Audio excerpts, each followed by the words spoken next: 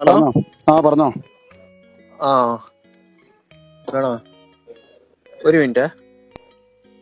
Okay. ഇല്യാസേ hello. ഇല്യാസേ, പറഞ്ഞോ. നീ എന്തിനാ എന്നെ ഗ്രൂപ്പിൽ ആഡ് ചെയ്യണത്? നിങ്ങളോട് ചോദിക്കണം എന്ന് പറഞ്ഞു നിങ്ങളെ കണക്ക്. ഏ ഫിറോസിനോട് ചോദിക്കണം എന്ന് പറഞ്ഞു. ഫിറോസിനോട് ആ ചോദിക്കാനുള്ള കണക്ക് ആ കണക്ക് ആ കണക്ക് പലതവണ ലൈവിൽ പറഞ്ഞിട്ടുള്ളതല്ലേ ഞങ്ങള്? ലൈവില് പറഞ്ഞിരിക്കുന്നത്. ലൈവിൽ പറഞ്ഞിട്ടുണ്ടല്ലോ. ആ ലൈവിന്റെ ലിങ്ക് ഒന്ന് വിട്ടുതരോ?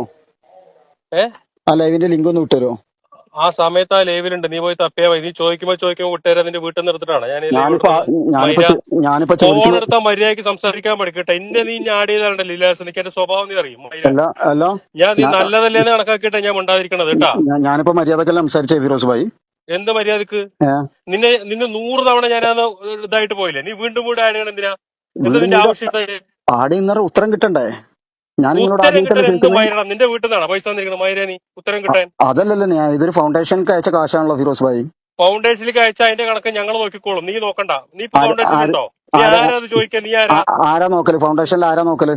നീ ആരാ അത് ചോദിക്കാൻ? ഞാനൊരു പബ്ലിക്കായ ഒരു വ്യക്തി. പൊതുജനം, പബ്ലിക്കായ സ്ത്രീയോ? പബ്ലിക്കായ ഒരു വ്യക്തിയോ? ഉം. അത് പബ്ലിക്കിന്റെ അടുത്ത് പോയി ചോദിച്ചാൽ മതി. കണക്ക് ഞങ്ങളുടെ കണക്ക് ഞങ്ങൾക്ക് അറിയാൻ അപ്പൊ നോക്കാം കേട്ടോ. ഈ ഫൗണ്ടേഷൻ എന്ന് പറയുന്നത് എന്താണ്? ഒരു വ്യക്തിന്റെ സ്വന്തമായിട്ടുള്ള ഒരു സംഗതിയാണോ? സ്വന്തമായിട്ടുള്ള സംഗതിയാണ്. അങ്ങനെയാണല്ലേ?